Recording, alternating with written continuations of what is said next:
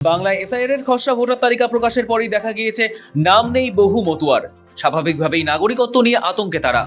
আন্দোলনের পথে হেঁটেছে মতুয়াদের একাংশ।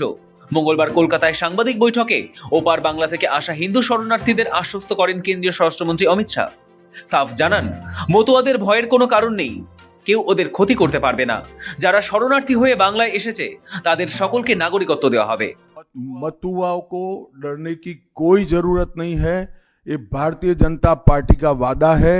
जो शरणार्थी बंगाल में आए हैं वो भारत के नागरिक है, इनका कोई नुकसान नहीं कर सकता, ममता बनर्जी भी नहीं कर सकती। প্রশ্ন উঠে গিয়েছে, মতুয়ারা আগের মতোই বিজেপির পাশে থাকবে তো? এই অবস্থায় মঙ্গলবার মতুয়া সম্প্রদায়কে আশ্বস্ত করতে শোনা যায় কেন্দ্রীয় স্বরাষ্ট্রমন্ত্রীকে। কেন্দ্রীয় স্বরাষ্ট্রমন্ত্রী অমিত শাহ বলেন, মতুয়াদের ভয় পাওয়ার কোনো দরকার নেই। এটা বিজেপির প্রতিশ্রুতি যে শরণার্থী বাংলায় এসেছেন তারা ভারতের নাগরিক, এদের কেউ ক্ষতি করতে পারবে না। তবে এখানেই উঠছে অন্য প্রশ্ন।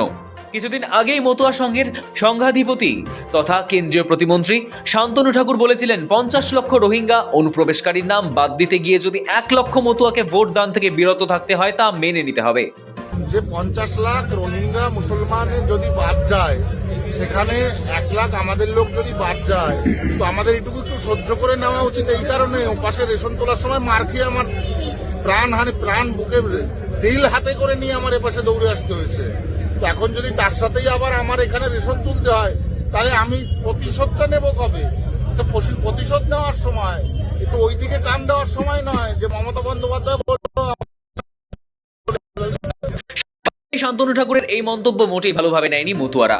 গাইঘাটার ঠাকুরবাড়িতে প্রতিবাদ সভার ডাক দিয়েছিলেন অল ইন্ডিয়া মতুয়া মহাসংঘের আরেক সংঘাধিপতি তথা তৃণমূল সাংসদ মমতা ঠাকুর।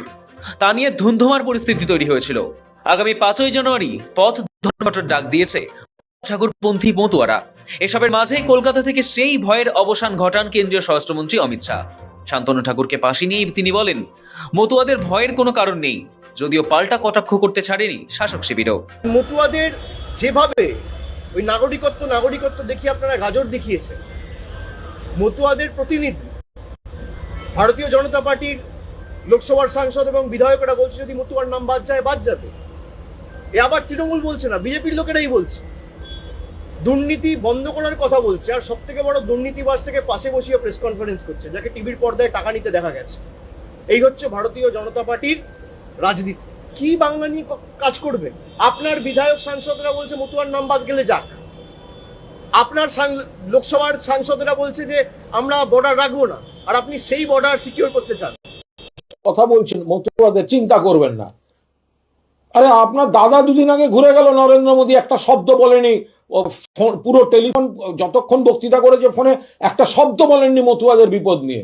আপনি এখন একটা গোল গোল কথা বলছেন, চিন্তা করবেন না। আরে আমরা তো বলছি, তৃণমূল কংগ্রেস বলছে কেন্দ্র অবিলম্বে ব্যবস্থা নিয়ে তাদের সমস্ত অনিশ্চয়তা দূর করুন। আপনারা তো মুখে বলছেন, আপনারা তো কই নোটিফিকেশন করছেন না। সুপ্রিম কোর্টের রায় তো আমরা জানি, আগে নাগরিকত্ব পরে ভোট। সে কোথায়? আমরা অল ইন্ডিয়া তৃণমূল কংগ্রেস তো মমতা বন্দ্যোপাধ্যায়ের নেতৃত্বে পাশে আছে মতুয়া সম্প্রদায়ের। আপনারা তো শুধু মুখে কথা বলছেন, কার্যকরী পদক্ষেপ তাদের অনিশ্চয়তা কাটাতে সেটা তো করছেন না। প্রধানমন্ত্রী বক্তৃতাতেই বললেন না, আর ইনি গোল গোল কথা বললেন, মানুষকে শুধু বিভ্রান্ত করে ভুলিয়ে রাখার চেষ্টা। 26-এর বিধানসভা নির্বাচনের আগে বঙ্গে এসআইআর শুরুর রাজনৈতিক চক্রান্ত বলেই বারবার দাবি করেছে শাসক দল তৃণমূল। এ নিয়ে কম তর্ক বিতর্ক হয়নি।